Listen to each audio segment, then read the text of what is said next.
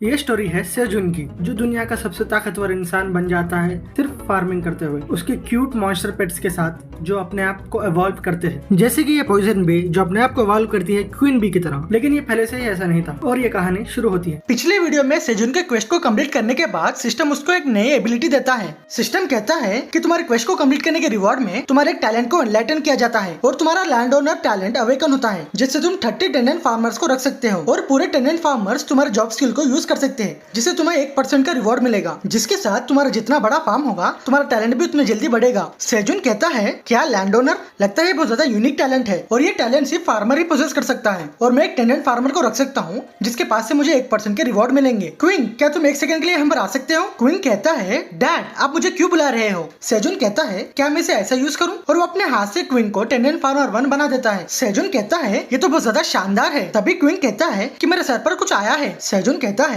Queen, क्या तुम मेरे लिए थोड़ी चेरी टमाटोस ला सकते हो? क्वीन कहता है कि मैं कितने चेरी टमाटोस लाऊं? सेजुन कहता है तुम 100 ला लेना। जिसके बाद क्वीन बहुत ज्यादा स्पीड से जाता है, जिसके प्रेशर से सेजुन की टोपी भी सर से उड़ जाती है। सेजुन कहता है ये तो बहुत ज्यादा फास्ट है। तभी सिस्टम कहता है कि तुम्हारा टेनेंट फार्मर लेवल 4 के चेरी टमाटोस को तोड़ रहा है और लैंड ओनर को 1% के रिवॉर्ड्स मिलते हैं, जिससे तुम्हारे लैंड ओनर की जॉब की लेवल बढ़ जाती है। सेजुन कहता है तो लैंड ओनर की स्किल ऐसी है, अगर मैं डायरेक्टली अपने स्किल्स को यूज नहीं करता हूँ तभी मुझे 1% एक्सपीरियंस पॉइंट्स मेरे स्किल्स पर मिलेंगे जब ये टेनेंट फार्मर काम करेंगे। ये तो बहुत अच्छा है क्योंकि बड़े फील्ड्स को मैं अकेला ही हार्वेस्ट नहीं कर सकता, जिसके साथ मुझे जॉब एक्सपीरियंस पॉइंट्स भी रिवॉर्ड के तौर पर मिल जाएंगे। मुझे कुछ दिनों से बहुत ज्यादा मेहनत करनी पड़ती थी क्योंकि हमने फील्ड को बहुत ज्यादा बड़ा कर दिया था। अगर मुझे कम भी एक्सपी मिल रही है तो ये बहुत ज्यादा अच्छा टैलेंट है और इसमें यह भी था कि जितना बड़ा फार्म होगा तो टैलेंट भी जल्दी ग्रो करेगा। सेजुन रैबिट से कहता है चलो दोस्तों, चलो काम करते हैं, मुझे लगता है कि हमें अपने फील्ड को और बढ़ाना होगा। ब्लैक रैबिट कहता है अंकल, मेरा पेट भर चुका है, क्या हम एक छोटा सा ब्रेक ले लें? मुझे बहुत ज्यादा नींद भी आ रही है। तभी सेजुन अपने स्किल से ब्लैक रैबिट को अपना टेनेंट बना देता है, जिसको देखकर ब्लैक रैबिट भी पहले डर जाता है। सेजुन कहता है कि हमें तभी काम करना होगा जब हमें नींद आ रही होगी, अगर तुम खाकर ऐसे ही सो जाते हो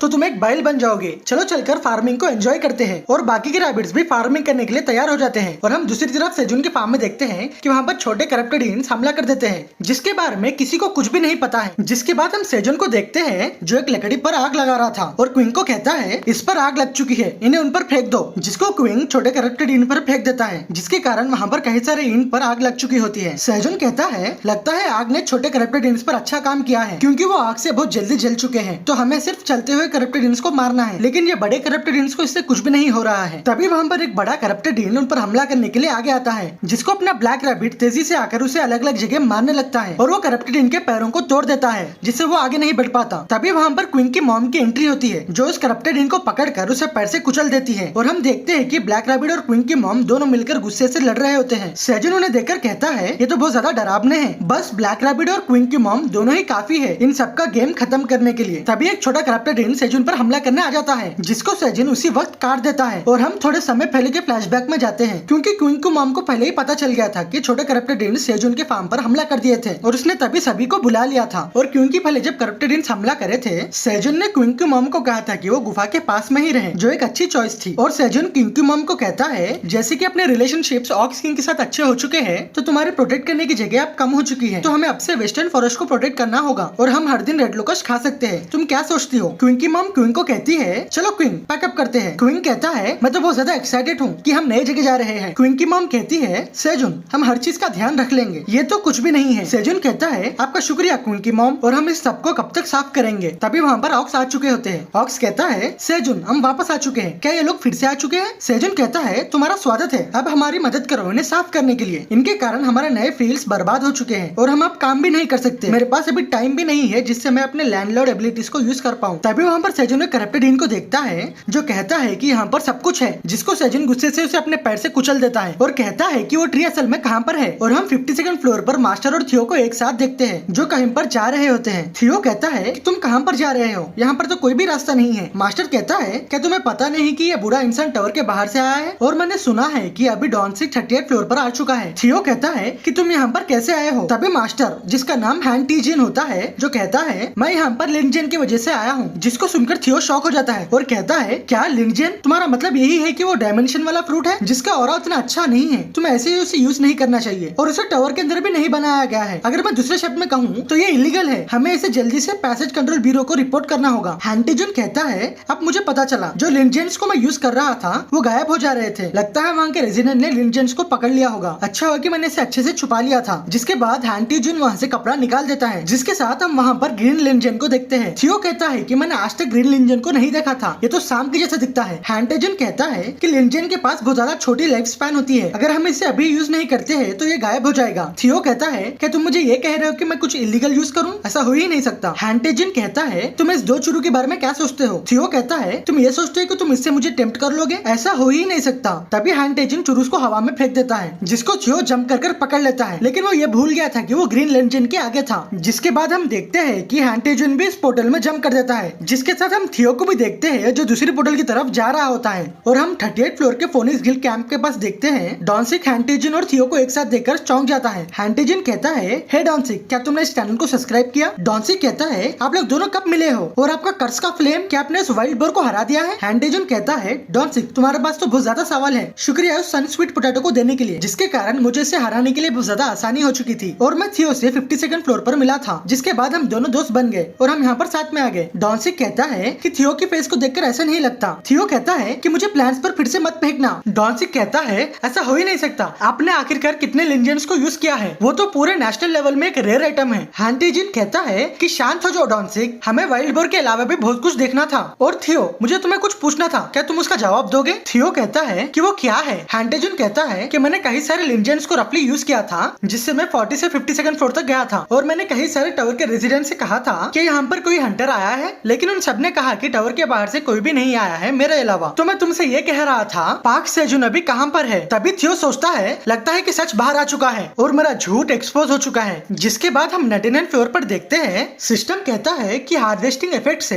तुम्हारा क्रॉप हायर ग्रेड में हार्वेस्ट होगा, जिसके साथ तुम्हारा जॉब एक्सपीरियंस भी बढ़ जाएगा, जिससे तुम्हें 290 एक्सपीरियंस पॉइंट्स मिलते हैं। सेजुन चेरी टमाटो को देखकर कहता है ये बी ग्रेड चेरी टमाटो है, लगता है हार्वेस्टिंग स्किल यूज करने पर बी ग्रेड चेरी टमाटो आए हैं, अगर मैं और थोड़ी मेहनत करूंगा तो मैं अच्छे से चेरी टमाटोस को तोड़ पाऊंगा। तभी व्हाइट रैबिट कहता है अंकल लास्ट डिश को भी ऊपर रख दिया है। सेजुन कहता है कि हाँ मैं जल्दी आ जाऊंगा। तभी वो वहाँ के पौधों को देखकर सोचता है कि एक छोटे से करप्टेड इन ने मरने से पहले कहा था कि वो सब कुछ यहाँ पर है, तो उसका मतलब ये है कि वो ट्री इसी केव में है। लेकिन यहाँ पर देखने पर ऐसा पता चलता है कि यहाँ पर कुछ भी स्पेशल नहीं है। तभी सेजुन वहाँ पर बुझी हुई आग को देखता है और कहता है कि ये आग तो बुझ चुकी है, जब से मैं टावर के अंदर आया था जब से ये आग नहीं बुझी है। मैंने इस पर ज्यादा ध्यान नहीं दिया क्योंकि मैं टावर के बाहर था, यहाँ पर कुछ बचा हुआ है तो मुझे फिर से इस पर आग लगाना होगा। तभी सेजुन वहाँ पर देखकर चौंक जाता है क्योंकि वहाँ पर एक पौधा होता है और वो पौधा अपने आप से हल रहा होता है। सेजुन कहता है क्या राग के नीचे एक पौधा था? तभी सेजुन को कोई आवाज सुने आती है जो कहती है मास्टर आपने आखिरकार मुझे नोटिस कर ही लिया। सेजुन कहता है